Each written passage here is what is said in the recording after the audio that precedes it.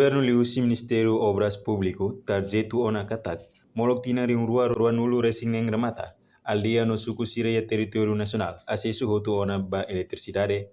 Ministro Obras Público Samuel Marsal informa ia mandato tina rua hobalo mandato nonu governo niang consegue concluir ona instalação ahi ya suku hamutuk ne nulu resing 5 no alia atus ida tolu nulu resing rua agora rendit halo inauguração.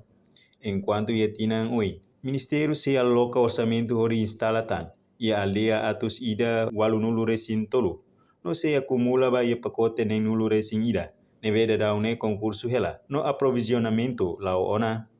Governante ne espera, ia fulan janeiro tinang oi mai, bela sina ona contrato, atau executa orçamento ba alia sira. Tamba Twitter jeito nebe ia, molok fim do ano tinang ring rua nulu resin neng. Hoto conclui no acesso ona eletricidade. Tina rua hobaro nilarang conclui ona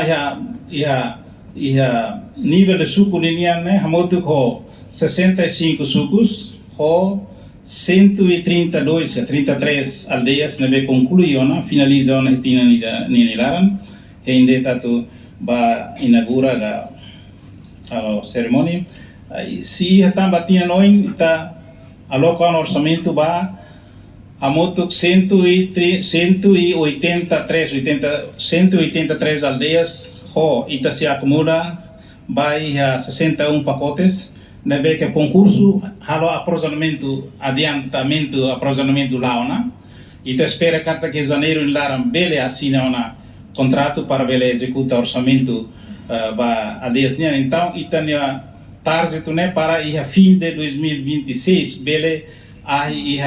nível de aldeias todo bele conclui se todo conclui ona